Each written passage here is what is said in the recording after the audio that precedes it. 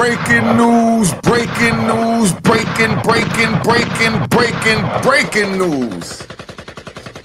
P. Diddy had court today. They offered him a plea. Diddy said he don't want to have nothing to do with it. He's going to trial, get him ready, line him up. He'll rather be judged by 12 than carried by 6. Let's roll the dice, he said. That's where we at. Sit back, enjoy the ride, and know what time it is. All right.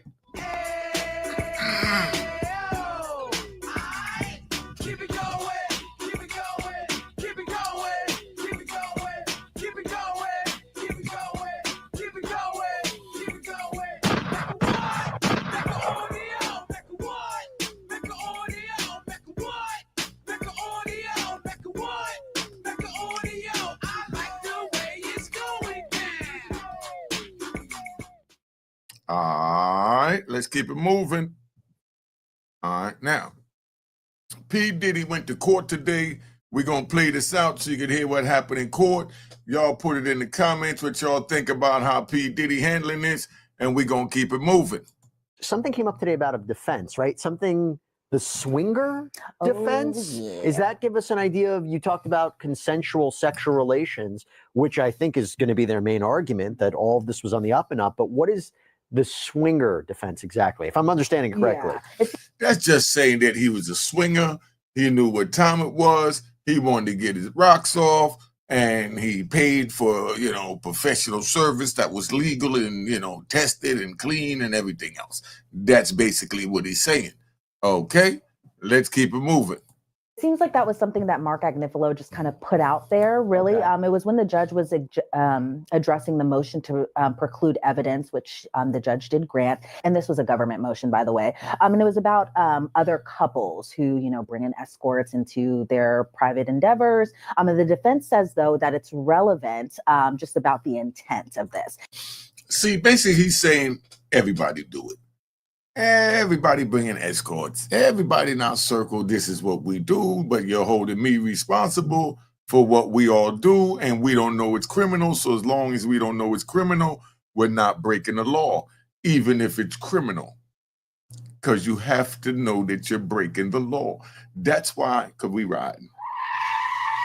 That's why they take you for what they call, those psychological evaluations to see if you capable of standing trial in a sound mind. Because if your mind ain't right, you not going in no trial. Oh, happy Friday and gunshots to you. Okay. And so Mark Agnifilo was making the argument that Combs, the defendant, might think it's appropriate to partake in this type of lifestyle because other people do, other swingers do. I remember, covering this case, we all have covered this case so much. And I remember asking one of our legal analysts, is sex on trial here? But it seems like the defense all along, their defense being that the sex was consensual, that everyone was a willing participant. But to me, it's always just that one moment that someone doesn't want to participate, doesn't want to. Do you think that sex is on trial here? Put it in the comments. Let me know.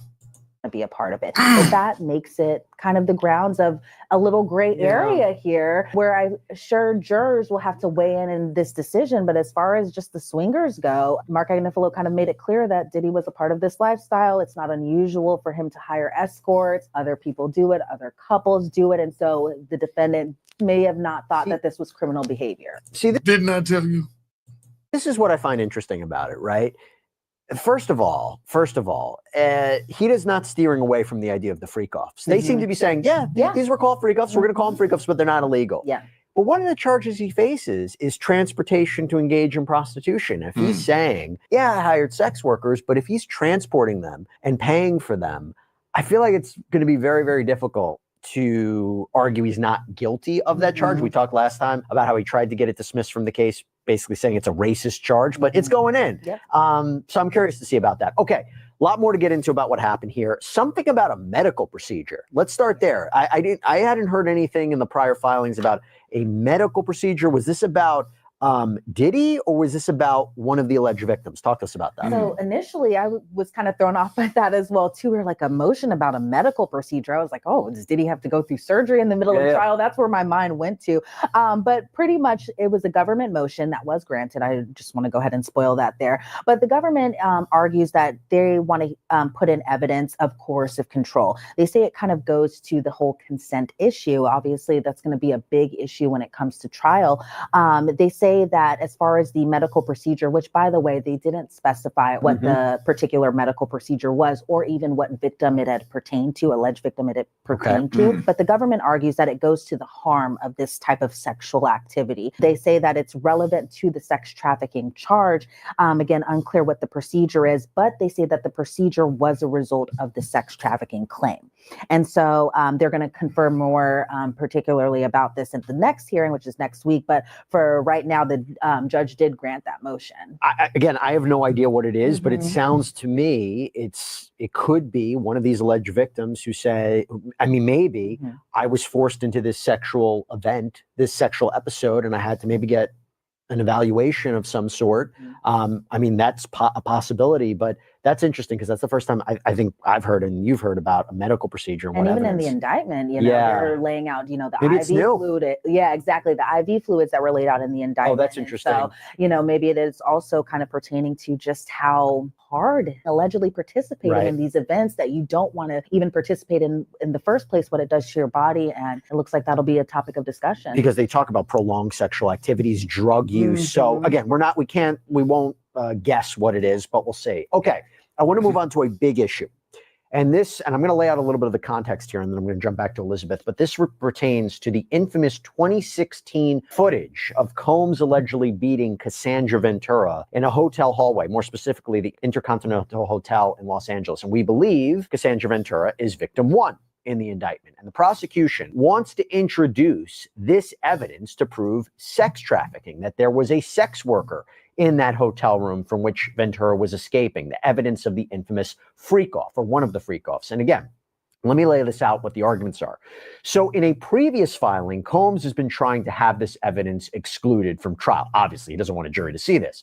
One of the arguments he made was, quote, there's no longer any dispute from the CNN footage from March 5th, 2016 at the Intercontinental Hotel, offered by the government at 3 separate bail hearings, is wholly inaccurate, having been altered, manipulated, sped up, and edited to be out of sequence. As indicated below, CNN paid Redacted, don't know who this person is, we can guess, Redacted for footage, copied that footage in unknown ways, presented that footage out of order, and destroyed the original. Accordingly, all the footage from CNN is inaccurate and inadmissible. As for the 2 items of footage filmed by an iPhone 6, those pieces of footage are inaccurate and inadmissible as well. And then they go into reasons why. Now, apparently someone took cell phone videos of that footage too. And Combs' defense argued several points, like the CNN video and the iPhone videos have to be excluded because the government can't provide sufficient evidence of their authenticity. How can you prove what you're purporting it to be? The defense argues that none of the files at issue are the actual originals, even though they make the argument that they made a good faith effort to find the originals. That the probative value, so their relevance at trial to prove, let's say, sex trafficking, is outweighed by the risk of unfairly prejudicing the jury. The jury seeing this footage and all the problems allegedly associated with it, whatever relevance it has, it's outweighed by all that. Now, in a recent filing from the government objected to all this. They argued, for example, it is by the defendant's own hand that the original version of this damning footage no longer exists. It was deleted and given to the defendant as part of a cover-up orchestrated by the defendant and his co-conspirators. The court must not reward the defendant for his actions by precluding the video that remains available despite the defendant's obstructive efforts. And that goes to the allegation that he paid for the footage and hid it and all that. And I thought this was also an interesting response to the argument of authentication. The government responded in a filing. The defendant himself also authenticated the content depicted in the videos. Following CNN's initial broadcast of footage from the Intercontinental Hotel, which, by the way, we all saw last year when CNN published it, the defendant posted a video on his Instagram in which he admitted that he was in the video and apologized for his behavior depicted in the video. At no... Right there. That's where he lost. See all that? That's why I let it play out. Wanted you to hear it out. He sounded real good. He was on a ride. He was on a ride. And he's saying it's not the tape. It's not authentic. It's not this. It's not that. But then why did you go apologize for the actions in the tape if now you're going to say that the tapes, you know, is not authentic? But you gave a authentic apology. And that's why, like, when Big U gave that speech before he went in, they're going to twist that and use that in their favor. The same as they use Diddy's apology right now in their favor. This is the way it works. Don't get involved in crime. It's not worth it. It's not worth it. It's not worth it. All right, let's keep it moving. No point did the defendant dispute the accuracy of the video or the events it depicted. It's a good point. And also, they say, the defendant raises a variety of potential issues with the available videos, ranging from their playback speed to their timestamps, which he claims makes the videos unreliable. Not only are the videos reliable, but the defendant's concerns are relevant only to the weight the evidence is accorded, rather than the video's admissibility. In other words, meaning allow the jury to decide what value to give these videos. Don't just not let it in. So, Elizabeth, I laid it out. What was the discussion regarding this 2016 footage, which I will go on record as saying I think arguably the most important piece of evidence? I say that I don't know what the rest of the evidence is, but from what we see so far, what was the discussion regarding that footage, and is the judge going to allow it to come in? Yep. Well, it looks like yes. I just want to spoil it for everyone. The judge is allowing this CNN video to be played, so we are going to see it. And just even taking a step back, there were a lot of moments throughout our coverage of this entire legal saga, from Cassie first filing her lawsuit, it was settled. But there were two moments outside of Diddy's arrest that were humongous in this case. One being his homes being raided by the feds. And then also when this video came out. This video is huge. A lot of people have seen this video. And the prosecution, the government has long said that this piece of evidence, the video, is critical to their case. Obviously, they want to use it. Remember just how everyone's speaking of this video, or even just of Diddy's legal battles. They were, just women want to take him down, women want to take him down. And then everyone kind of just flipped their opinions once this video came out. And so the video will be admitted into evidence. And it was interesting, the government's kind of response to this, which obviously they wanted this video in, but they do have a video expert who adjusted some of the video. The government expert was able to slow it down, because when we saw it on CNN, it was sped up. I don't think anybody, you don't need a degree in video production to know that that video wasn't in real time, or at a normal speed, I should say. But the expert has also lifted the cell phone video as well too, and kind of were able to correct it. So the video will play in a normal speed. It won't be the same video that we had all saw blasted on CNN. And as far as what the judge had said, he had pretty much ruled the remaining footage will be used with witness testimony, or actually this was what the government was saying, that the remaining footage will be used with witness testimony who can say that the video is accurate. And to the government's point, and what you had just read in their letter to the judge, they say the video is accurate. Diddy came out with that apology video where he had apologized for his actions because of the swift backlash that he was receiving after this video was made public. And the judge also said that the probative value was not substantially outweighed. And so, how a jury will actually react to seeing the video in a normal speed, it'll be up to the jury to see what their thoughts are about it. But just even the depiction of it, it's ingrained in my brain. Hold on, man. Hold on. Did you hear this? Do you hear this crap? What difference does it make if that tape is played in fast motion, slow motion, reverse motion, upside down, drop, flip, dirty curl, Russian split speed? That's your damaging. How fast or slow does it have to go to show him picking his foot up, putting it on the woman? That right there is like putting a thumb on the scale, as they call it. But that's what happened. That's why I say don't get involved in the life of crime, because it's not worth it, so you don't have to be put in that situation. Because they talk about, we're going to let them play, but we're going to, let them run at normal speed. Even normal speed, it looked crazy. Come on, man. Things about that. So one, we know the defense is probably going to characterize this as just a domestic spat. It's an unfortunate domestic spat, but not evidence of sex trafficking, that it was maybe Cassandra Ventura catching him cheating or something like that. Did they say anything about the iPhone videos more specifically? Because I think, didn't they say the person who shot the iPhone videos of the surveillance footage is going to testify? And I wonder Is that victim one? Is that possibly Cassandra Ventura? I don't know. Yeah, that part is a little unclear, but the government does have that cell phone video. And so again, they're going to kind of piece together, one, in normal speed, the surveillance video that we saw, but also the cell phone video as well too. Unclear on whether or not it was taken by victim one or if it was somebody who had taken a video of this, so that part's a little unclear. It's a little dicey for me to explain right now. But the hugest part of this is that it's going to be admitted that a jury will see this, whether or not a jury can believe that equates to sex trafficking or just alleged assault is two different things. And I guess we'll see once trial comes. It's a really important piece of evidence. Okay, so now I want to get into expert testimony, and this is important, and I'm going to lay this out again, and then we'll talk about it. So the next part that came up was about the testimony of prosecution witness Dr. Dawn Hughes. We've discussed her before. She is a clinical and forensic psychologist who actually testified, by the way, in the Johnny Depp Amber Heard trial.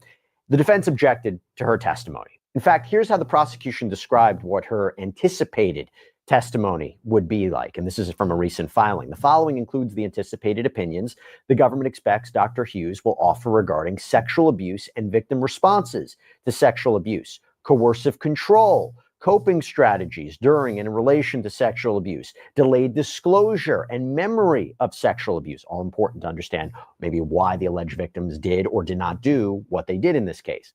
And it went on to say that the government expects that Dr. Hughes will testify about coercive control as a tactic of victimization, i.e. the state or process of becoming a victim, and a strategy to gain dominance across a spectrum of relationships. Coercive control, they say, often includes a variety of physical, sexual, and or emotional tactics that together function to control the victim, such as actual or threatened physical violence, aggression, sexual assault and abuse, sexual degradation, financial and economic control, control over reproductive health, control through the use of drugs or alcohol. This almost mirrors a lot of the allegations from the indictment.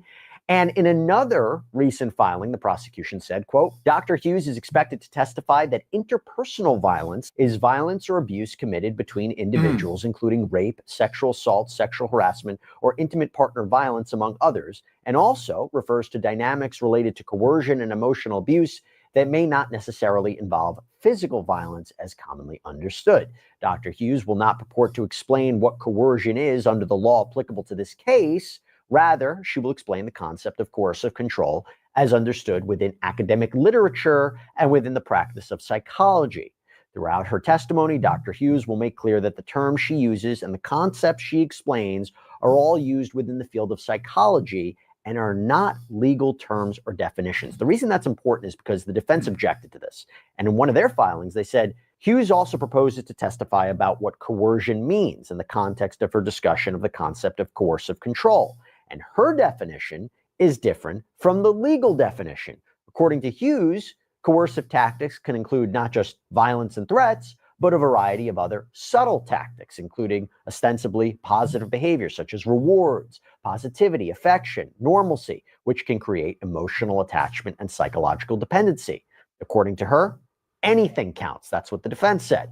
And then Combs provides a specific example in one of his filings that, quote, the evidence in this case will show, for example, that Combs financially supported his girlfriends.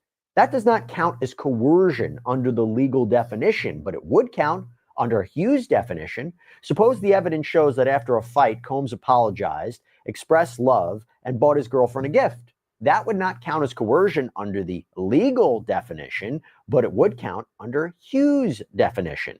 And then Combs further argues that while Hughes provides a concrete definition of coercive control, in one of the articles she apparently cites, it's explained that coercive control is really undefined. And other sources don't help her either with her definition. So in other words, the defense says if she starts talking about coercive control, it's going to confuse the jury. There's a definition, the legal definition, he's charged with crimes like this, and her definition of it. So I think I laid it all out.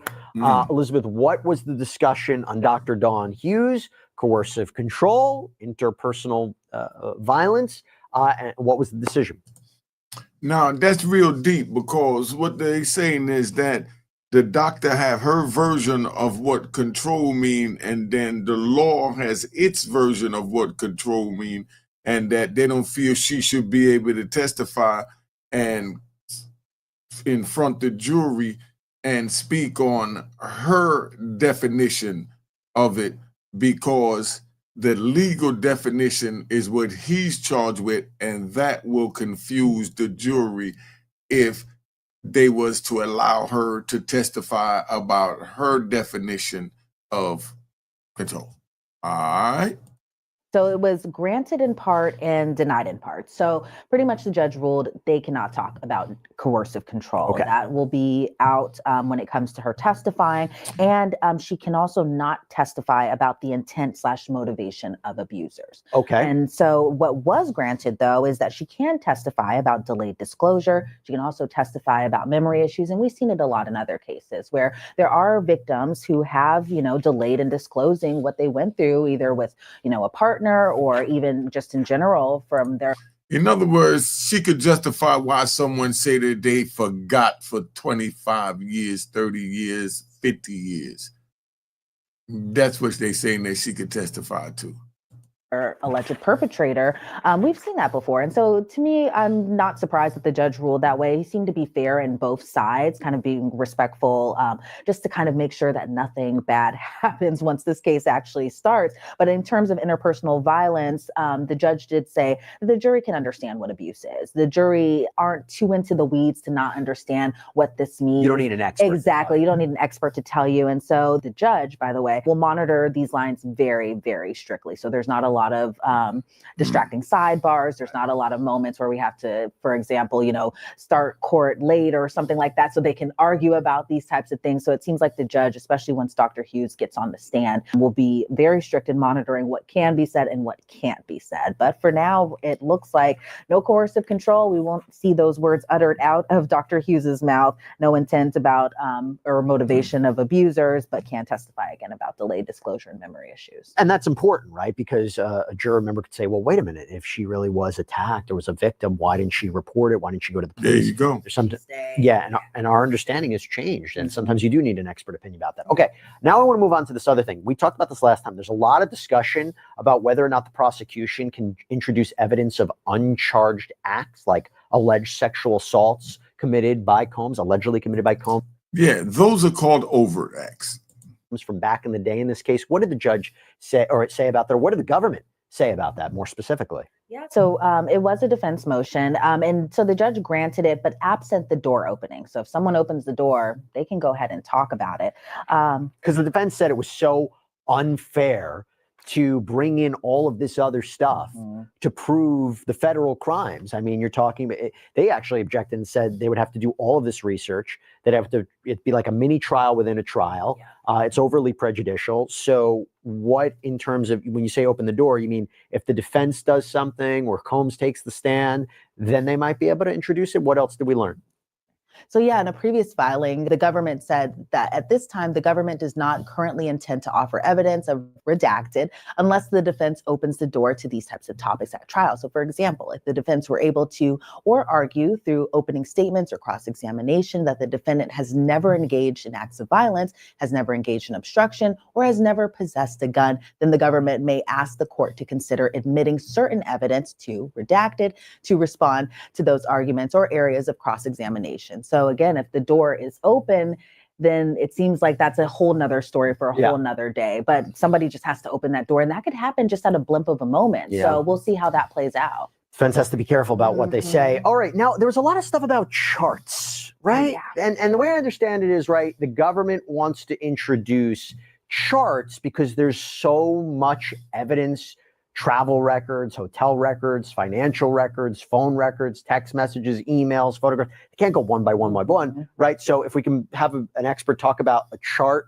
showing, I guess, all the evidence that was collected. I mean, what did we learn about charts today? Yeah, and that's one of the things about federal cases or just cases in general, where especially in this case, things are just so complex. So it was a motion also in limine, started with the motion about timely disclosure, and it was denied as moot. And so pretty much the government and the defense came up with an arrangement that the government will provide those summary charts before openings. Now, what those will look like, how that'll be, and the time frame that we have right now, a little unclear because I can only imagine how many pages that is, how many documents that is. But it seems like the defense and the government have worked out a solution, and that solution being those summary charts that'll be provided prior to openings. And then more charts will kind of come in as more evidence and exhibits are put in as well, too. So it looks like it's not just a before openings type of thing, it'll continue on. Yeah, and maybe just give an idea of what was collected by the government. Final point, there was discussion in their previous filings so much about other victims. So victims 3, victims 4. Any discussion about those victims today? Yeah, not too much discussion about it. I remember seeing just in the court filings that the defense still objected to victim 3 and victim 4, alleged victim 3 and alleged victim 4, and to using pseudonyms when it comes to testifying at trial. Now, at the last hearing, the judge ruled that the victims 2, 3, and 4 can testify under pseudonyms. The defense says that they object to particularly victim 3 and victim 4. Now, as why they don't object to victim 2, that's unclear. That portion was redacted in their filing to the judge. But it looks like for now that victim 2, 3, and 4 will continue on testifying under a pseudonym. What that pseudonym will be, that's a wait and see. But usually it could be Jane Doe. Jane Doe, yeah. And victim 1, we believe, is going to reveal her name. Again, we believe that to be Cassandra Ventura. And there's a lot of reasons why alleged victims want to proceed anonymously. You know, they're worried about harassment.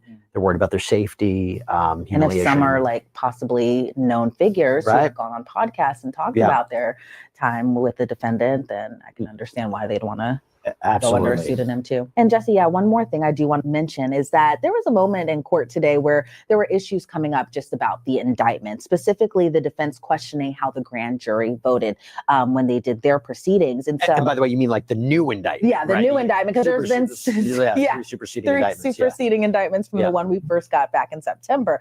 And so I can see why the defense is a little frustrated here. They keep getting more documents. They keep getting more things filed against their client. And, you know, with 2 weeks now until trial begins, I can imagine why they're a little frustrated. But Mark Agnifilo made this argument, and he said there might be a constitutional issue when it comes to this, especially when it comes to his client going on trial for what the grand jury voted for, as opposed to what has been put in the superseding indictments that have come in afterwards. And so the defense says that they're going to, so the judge didn't make a ruling as it pertains to this at all. The defense is going to find some cases that talk about precedent, that type of thing, and they're going to submit a letter. So we should see the filing for that by Monday. But as far as the government's response, they say that there's fair notice when it comes to adding in more incidents of forced labor.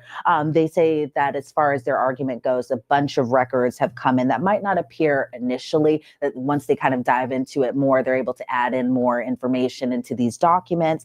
And that's what ends up happening in these types of situations. But the defense... in one of their indictments, the superseding indictments, they focused a lot on forced labor, which is one of those underlying crimes of racketeering the criminal enterprise. And I remember it was like that they had people working like overtime hours. They weren't allowed to sleep, and they were denied certain things. And so it makes you wonder who is going to. It's one of those underlying crimes to support the overall racketeering charge, which, by the way, carries the most prison time. Yeah. Okay, so let me break it down, right? You know, I'll let all that run so we get right to the point. What we're dealing with right now is Diddy getting ready to go to trial. They don't know if, Diddy's lawyers is saying that they didn't go to the grand jury to get the new charges in the superseding indictment. In other words, when they bring the complaint against you to the grand jury of your peer, they listen to that evidence and then they decide what you're charged with, and then they move it up the ladder. But now when they did Diddy's superseding indictment, they didn't go back down to the trenches to the grand jury. They just did it up there where they was at their level. So Mark Aglego, the lawyer, is pushing it, saying that no, he could only go to trial on what the grand jury of his peers said at the grand jury proceeding, not what you put together. What you put together was supposed to be transferred over to, them. All right, let's keep it moving. What's up, family? What they do, boy? What up? What it do? Man, you don't never keep up with me, dog. Yo, listen, man, I'm on a live right now. You're being recorded. You want to call me after the show? Or you want to give a shout out during the show? Your call. Let's ride. Shout out to Brown Sub. Shout out to Carroll City. All right. Unique been showing me a lot of love. Y'all keep subscribing to him. You feel me? All right. And that's all I wanted to say, dog. I'll call you after the show. Yeah, though, call bro. me after the show. One love, family. All right. So that's where they at. So his lawyer is saying that, you know, they didn't go to grand jury to get it, and they keep bringing on charges because you have to go through a process. You can't just say a day before the trial, here, we got 3 more charges. No, you got to go to a grand jury, and they got to hear it and decide if you violated the elements of the statute of what they presented to the grand jury to see what they do. You see how intelligent we speak on that? All right, still don't understand why he's in New York. Most of the alleged events took place in Cali and Florida. The Cassie tape is from a hotel in Cali. Well, he's in New York because that's where they filed under the Victim Survivors Act, and that's in New York. So that's like a safe haven for them to come get the Diddy stimulus. File the lawsuits, you know? Next question. Let's keep it moving. All right. Hefner got away with crimes because he was white. Diddy is going to prison. What y'all think about that? Put your comments up. Put your comments up. Give me your opinion on that. Next comment. Let me see where we at. All right. Now tell me where are they going to get a jury that don't know who Puff is? Where they under a rock, were they under a rock? Somebody let them know. But that's where we at, man. But so what do y'all think about that though? Because you know, Cassie put a motion in the other day to say that she didn't want to testify now, because you could imagine how that's going to change the whole trajectory of her life by her going up there testifying in this joint. That's going to be so crazy. It's going to be mind-blowing and baffling, you know? What time is it? Let me see where we at. All right. Oh, it's already 11:20. Been up here 30-something minutes, man. I just want to tap in and give you all that Diddy joint. Make sure you subscribe to my daughter's YouTube channel, Juanita Mecca Audio. Keep it moving. At night, I'm going to try and give you all a little nightcap, you know, a little something like this, that the news run out, and we're going to ride out and unwind and have our little laughs and rides and do what we got to do, because that's how we do it, you know? They always take us down through drugs, women, guns, has been 100%, freedom, Southern District, New York, Lower Manhattan, Federal Court. You already know.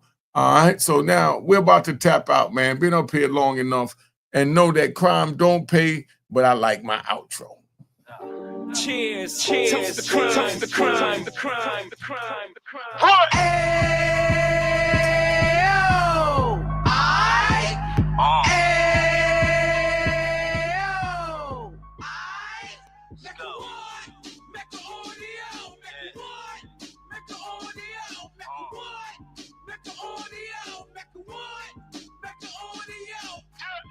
Fresh out the can of 26, he back on the strip, getting back in the mix. What he mentions a gift. You stand up 10 toes down, and I suggest you pay attention to this. Real. Take a little gully posse and put it in Harlem. He cut from the bottom, came up from the bottom. Drop the book, you should go and get it. The Instagram page and the YouTube, you could go and visit.